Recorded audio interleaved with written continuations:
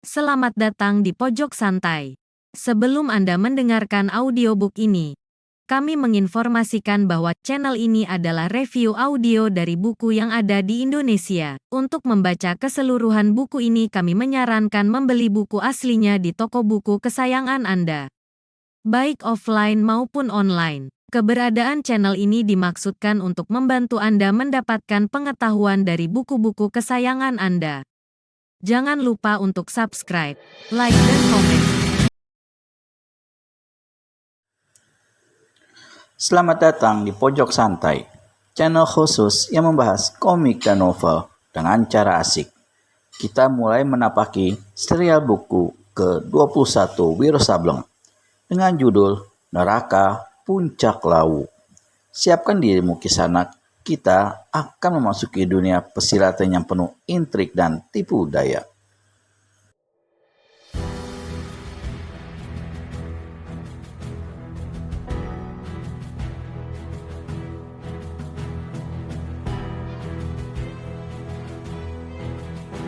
Saat itu memasuki permulaan musim semi. Pohon-pohon yang dulu gundul, tak berdaun, kini kelihatan mulai menghijau segar kembali. Di bagian barat daratan Madiun yang luas, menjulanglah pegunungan Gunung Lawu dengan lebih dari setengah lusin puncak-puncaknya yang tinggi. Sebegitu jauh, hanya 1-2 saja dari puncak pegunungan ini yang pernah diinjak kaki manusia.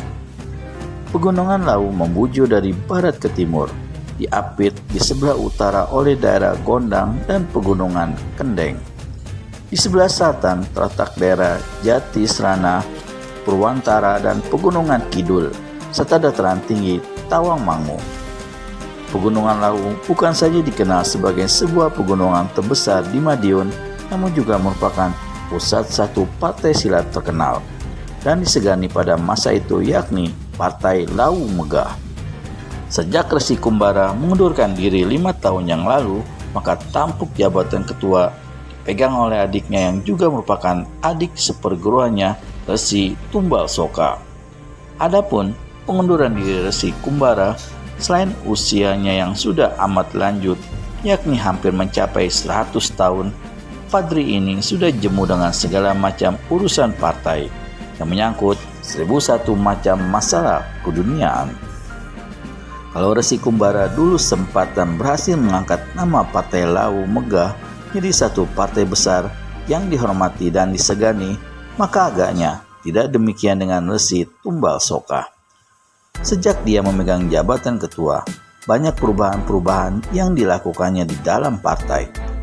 Keluar pun dia kurang mendapat tempat yang baik karena tindakan-tindakan yang tidak tepat. Akibatnya, Partai Lawu Megah pernah berselisih paham dengan partai-partai silat besar lainnya.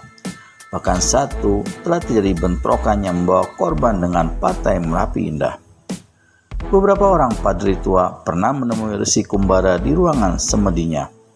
Mereka melaporkan keadaan di dalam dan di luar partai dan meminta agar Resi Kumbara suka memegang jabatan ketua kembali, sekurang-kurangnya untuk sementara sampai kemendungan selama ini bisa dipulihkan. Cuma sayang, Resi Kumbara menolak. Orang tua ini berkata, "Apa yang sudah kuserahkan pada orang lain tak boleh kuminta kembali. Demikian juga dengan jabatan ketua partai. Adik-adikku, sebenarnya kalian datang ke alamat yang salah. Bukan aku yang harus kalian temui, tapi kakak kalian, Resi Tumbal Soka. Bukankah kalian bisa berembuk dengan dia? Bukankah kalian pembantu-pembantunya? Temui dia dan carilah jalan yang sebaik-baiknya. Cuma satu hal aku ingin tekankan. Aku tidak suka melihat adanya keretakan di antara kalian. Tak ada yang paling baik daripada musyawarah dan persatuan. Nah, sekarang kalian pergilah, aku tak ingin diganggu lebih lama." Kelanjutannya, tak ada seorang pun di antara padri-padri tua itu yang menemui Resi Tumbal Soka.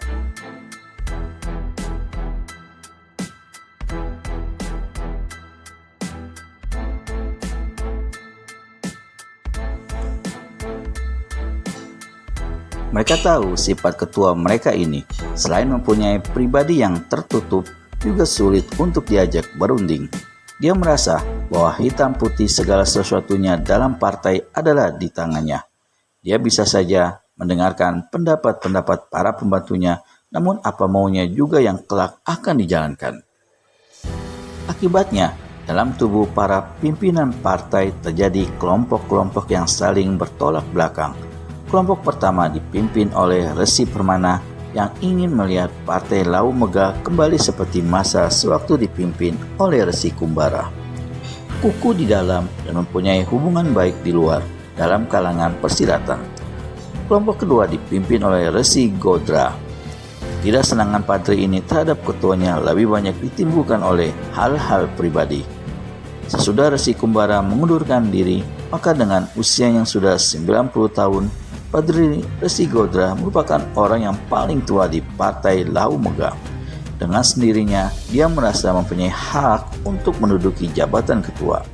Namun dia menjadi kecewa sekali jika jabatan itu diserahkan pada Resi Tumbasoka. Padahal Padri ini 10 tahun lebih muda dari dia.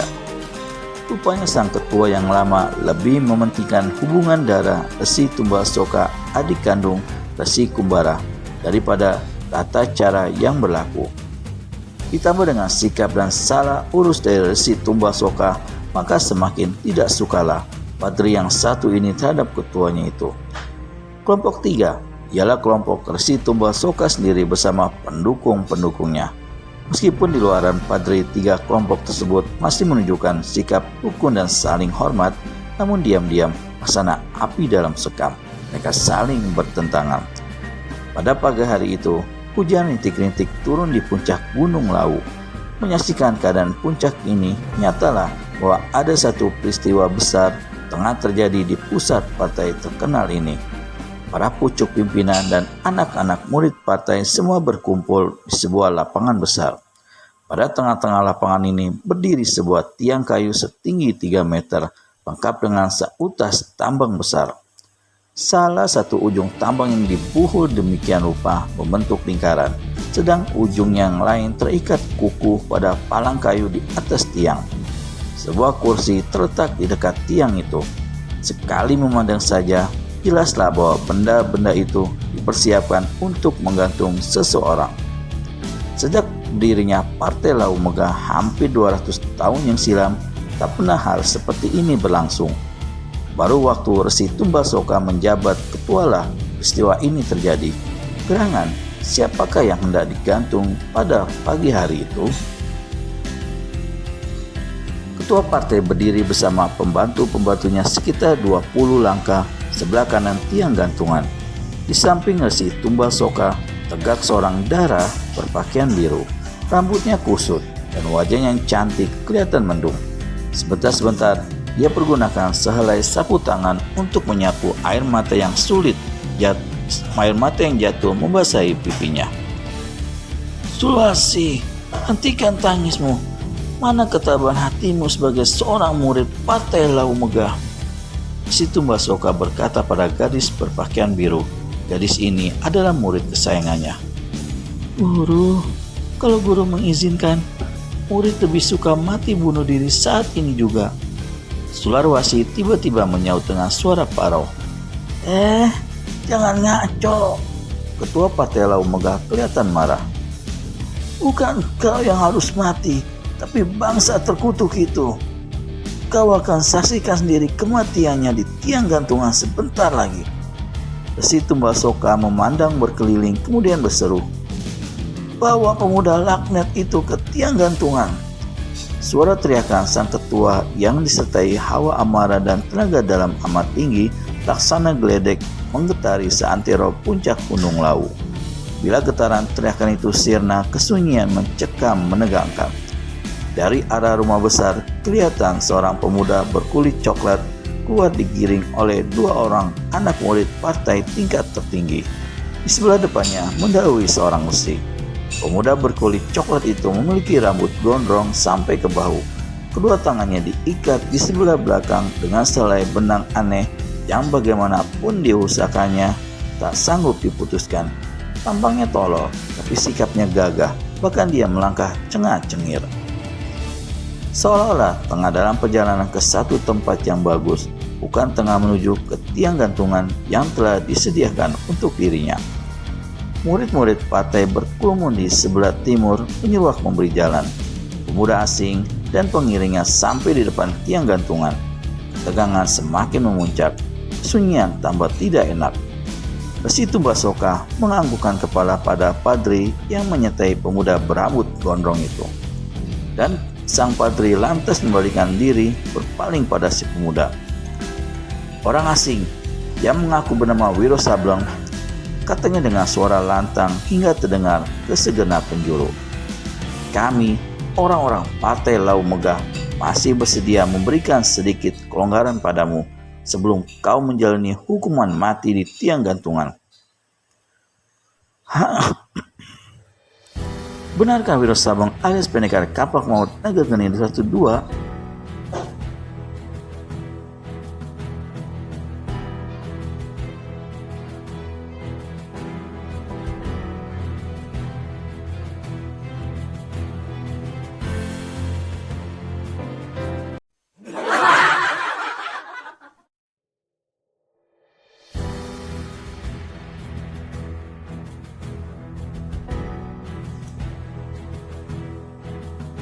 Orang asing yang mengaku bernama Wiro Sableng, katanya dengan suara lantang hingga terdengar ke segenap penjuru.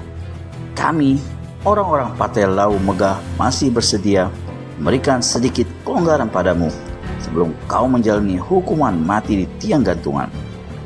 Tawanan yang hendak dihukum mati itu ternyata adalah Pendekar 212 Wiro Sableng, murid Eyang Sinto Gendeng dari Gunung Gede yang sejak beberapa tahun belakangan ini bertualang di daratan Tiongkok.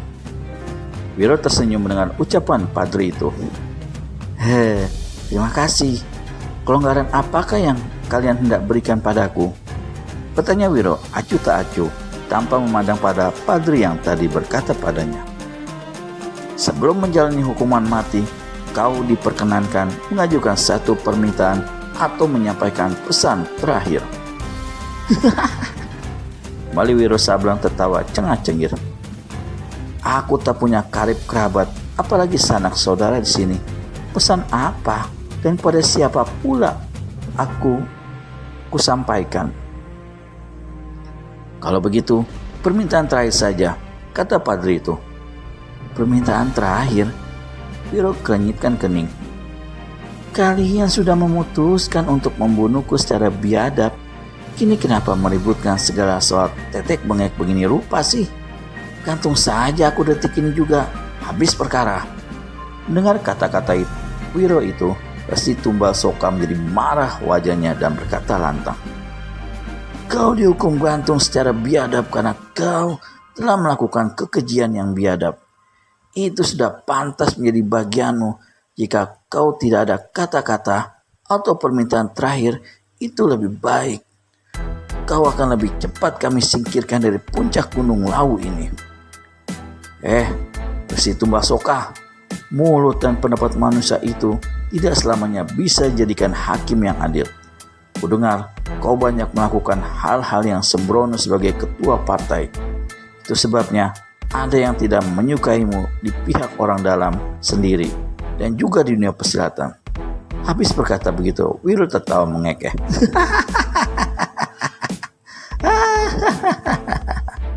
Marahlah ketua partai Lau Megah. Dia berteriak, gantung dia sekarang juga. Diam-diam, dingin juga tengkuk pendekar 212 dan bergetar juga dadanya. Ketika bahulan tali hendak dilingkarkan ke lehernya lewat kepala, tiba-tiba dia berteriak, tunggu dulu, aku ingin mengajukan satu permintaan terakhir. Kurang ajar, lekas katakan apa permintaanmu? Teriak Resi Tumbasoka jengkel dan marah sekali. Dia memberi isyarat. Padri yang hendak menjeratkan tali ke leher Wiro menurunkan tangannya kembali. Dia goyangkan kepalanya pada gadis ini seraya berkata, aku ingin bicara dengan gadis itu. Semua orang saling pandang.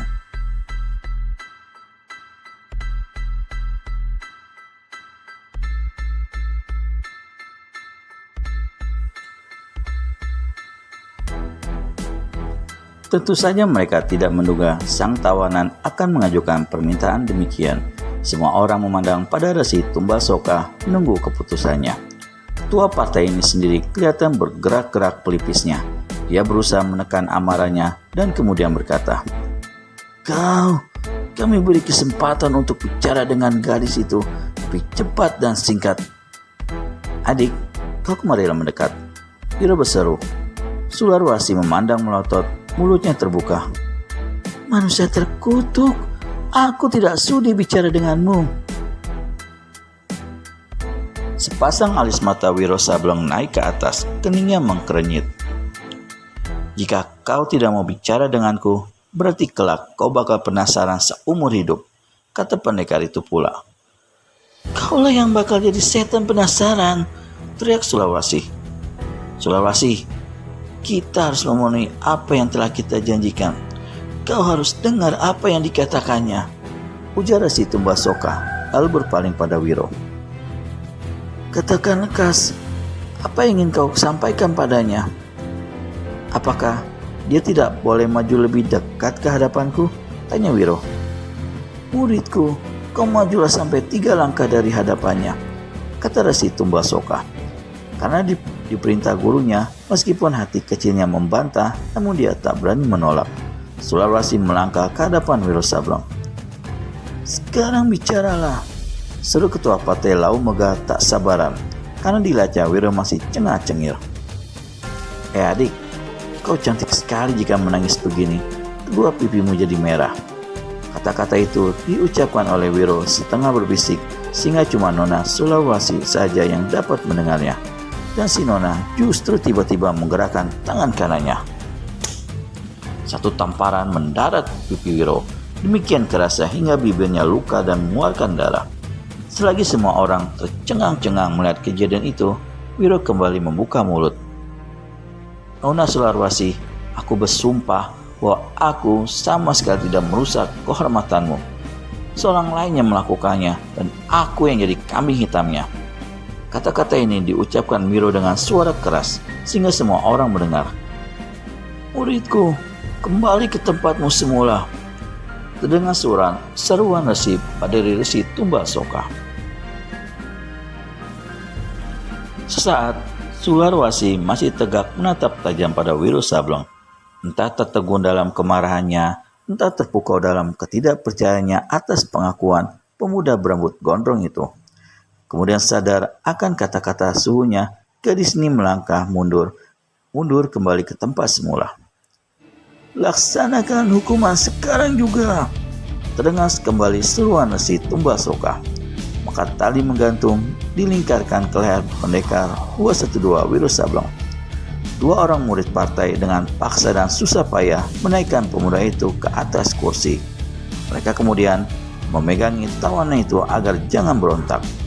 Selagi perintah untuk menyingkirkan kursi yang dipijak Wiro ditunggu, tiba-tiba dalam kesunyian yang amat menegangkan itu terdengar suara nyanyian yang amat santar.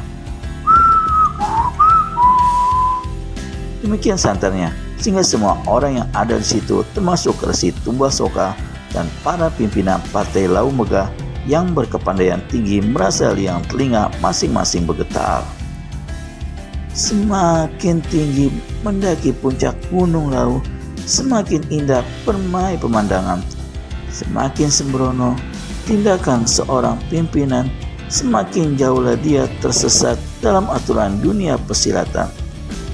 Keadilan sejati tidak ada di muka bumi ini. Hukum yang benar jarang ditemui. Semua orang bisa jadi hakim, tapi tidak semua orang bisa menghakimi tindakan diri sendiri. Kata-kata dalam nyanyian itu membuat paras Resi Tumbasoka berubah. Dia berpaling ke arah timur. Baru saja dia putar kepalanya, tahu-tahu sesosok tubuh laksana bayangan kilat telah berkelebat di depan tiang gantungan. Seorang kakek-kakek kini kelihatan berdiri di situ. Mukanya demikian kurus hingga hampir menyerupai tengkorak hidup. Tubuhnya pun luar biasa kurusnya hingga kelihatan seperti jerangkong. Melihat kakek-kakek ini, Wiro berseru keras. Pendekar pedang akhirat. Kakek, Aku yang hendak dihukum mati ini rupanya masih diberi kesempatan untuk mengaturkan hormat dan mengucapkan selamat tinggal padamu. Apakah kau selama ini baik-baik saja? Nyata kakek yang datang ini ada pendekar yang telah menggetarkan dunia persilatan selama puluhan tahun, yang beberapa waktu lalu pernah diselamatkan Wiro Sableng dari satu lubang sekapan yang hampir merenggutkan nyawanya. Pendekar pedang akhirat mendongak pada Wiro yang tegak di atas kursi, lalu tertawa gelak-gelak. Selama ini aku ada baik-baik saja sobatku. Tampaknya kau sendiri tidak berada dalam keadaan baik-baik, ha? Nasibmu sungguh malang. Harus mampus di tiang gantungan. Wiro menyeringai kejut. Si kakek kemudian celengak-celinguk seputaran pendaftaran yang penuh oleh para pimpinan dan murid-murid Patih Lau Megah. Kemudian pandangannya tertumbuk. Dia tertawa dan menjurah lalu berkata, sobatku Resi Tumbal Soka, sudah hampir 40 tahun sejak aku penghabisan sekali menginjakan kaki di puncak Gunung Lau ini dulu. Ternyata kini banyak perubahan. Ada apakah sebenarnya saat ini di sini, sobatku? Siapakah kakek yang baru datang itu?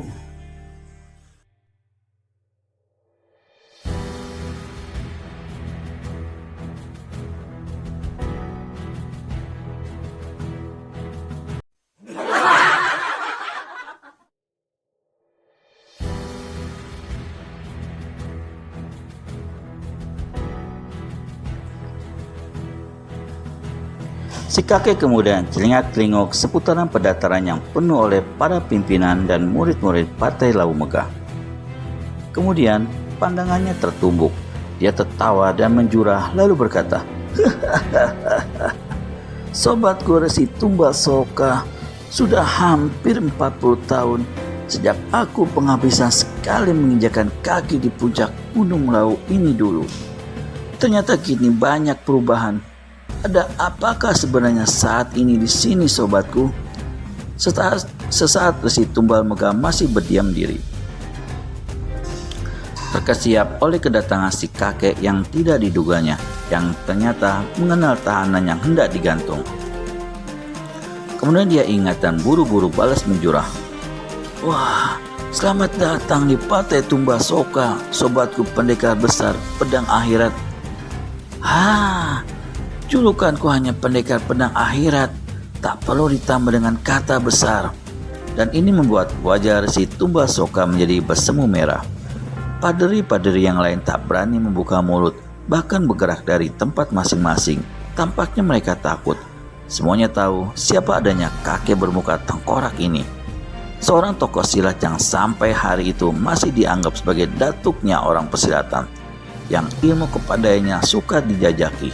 Bahkan Resi Kumbara yang sudah mengundurkan diri belum tentu setingkat kepandaian dengan kakek jerangkong ini, apalagi jika dibandingkan dengan Resi Tumbal Soka. Aku tidak melihat sobat lamaku, Padri Resi Kumbara. Tiba-tiba pendekar pedang akhirat bersuruh lagi dan memandang celingak-celinguk kian kemari dengan sikap lucu, tapi tak satu orang pun berani tertawa, kecuali murid Eyang Sinto Geneng yang terus-terusan saja cengah-cengir. Kakakku itu sudah mengundurkan diri dari segala urusan partai. Akulah kini yang menjadi ketua Partai Lau Megah, menyauti Resi Tumbal Soka. Begitu? Astaga, kalau begitu aku harus sekali lagi memberi penghormatan. Dan kembali si kakek jelangkung itu menjurah.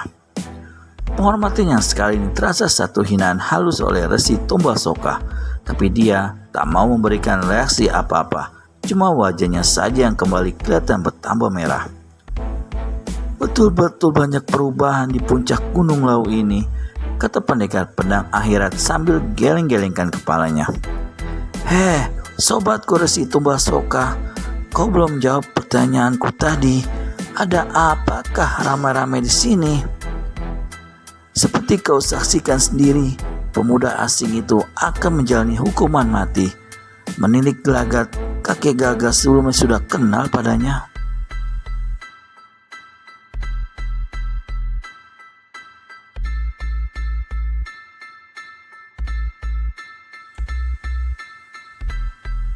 Betul, aku memang kenal padanya. Tapi, kenapakah dia hendak digantung? Ia bertanya. Dia telah merusak kehormatan salah seorang murid Gunung Lawu. Jawab Resi Tumbal Soka, saya goyangkan kepalanya ke arah Sularwasi. Aha, ini betul-betul urusan kapiran. Wiro, betulkah kau telah memperkosa nona itu? Sepasang mata si kakek menyorot tajam laksana menembus batok kepala pendekar 212. Wiro gelengkan kepala. Aku bersumpah tidak melakukannya, kek. Tapi mereka tidak percaya. Jika saja anuku ini bisa bicara, pasti dia akan mengatakan tidak. Pendekar pedang akhirat tertawa gelak-gelak. Jika saja anumu itu bisa bicara. Cuma sayang anumu itu tidak bisa bicara ya.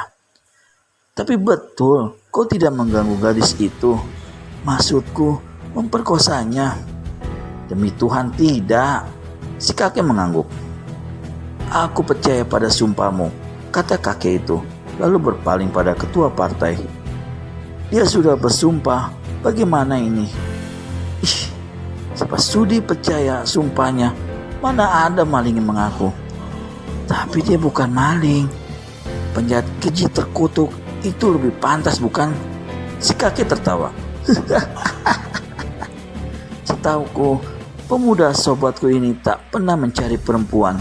Justru perempuanlah yang pada mencarinya. Kakek gagah, apa dalam hal ini kau hendak mengatakan bahwa muridku lah yang sengaja menyerahkan dirinya pada pemuda bajingan itu? Kata Padri Tumbal Soka dengan nada keras.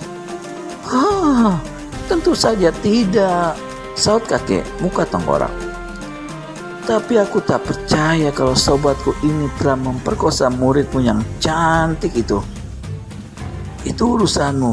Di sini kami melaksanakan urusan kami. Menjatuhkan hukuman lengkap dengan bukti-bukti dan saksi, kata Resi Tumbal Soka pula. Begitu. Bolehkah aku mengetahui bukti atau mendengar saksi itu? Resi Tumbal Soka mangkal sekali. Tapi dia menganggukkan kepala pada seorang pemuda bertampang keren yang tegak di samping Sularwasi. Berikan kesaksianmu padanya. Waktu itu, si pemuda yang merupakan seorang murid partai tingkat tertinggi mulai memberi keterangan, tapi buru-buru dipotong oleh kakek muka tengkorak. Tunggu. Beritahu dulu namamu. Saya bernama Tandu Wiryo. Jawab si pemuda lalu mulai mengulangi keterangannya. Waktu itu, saya dan adik seperguruan ini tengah menjalankan tugas dari ketua. Suatu malam, dalam perjalanan pulang, kami menginap di sebuah penginapan. Di situ sebenarnya telah menginap pula pemuda itu. Selagi kami mendaftar, saya saksikan sendiri dia mengedip-ngedipkan matanya mengganggu adik. Semula adik hendak menghajarnya, tapi saya larang karena menganggap pemuda itu berotak miring. Malam hari itu, saya keluar sendirian maksudnya untuk melihat-lihat kota. Ketika kembali pada tengah malam, saya temui adik menangis di dalam kamarnya. Ternyata peristiwa keji itu telah terjadi. Saya mengadakan penyelidikan. Di dalam kamar, adik saya temukan sebuah kancing baju. Ketika dicocokkan, persis sama dengan kancing baju pemuda asing itu. Mana kancing baju itu sekarang? Tanya pendekar pedang akhirat. Tandu Wiryo mengeluarkan sebuah kancing baju dari dalam saku pakaiannya. Si kakek mengamatinya dengan teliti. Ketika dia berpaling memperhatikan pakaian Wiro, ternyata memang kancing itu sama dengan kancing pakaian si pemuda. Dan salah satu dari kancing-kancing tersebut tanggal, tak ada lagi di tempatnya. Pendekar pedang akhirat termenung sesaat. Kemudian dia berpaling pada Sularwasi dan bertanya, "Sewaktu hal itu terjadi, apakah kamarmu terang benderang?" Yang menjawab adalah Tandu Wiryo. Sesuai dengan kebiasaannya, adik seperguruanku selalu tidur dengan lampu dipadamkan. Bagaimana kau bisa tahu kebiasaan adik seperguruanmu itu? Tanya pendekar pedang akhirat pula. Tak menduga ditanya demikian, Tandu Wiryo jadi terkesiap diam. Saat itu, Resi Tumbal Soka membuka mulut. Kakek gagah, aku tidak suka akan tanya jawab ini.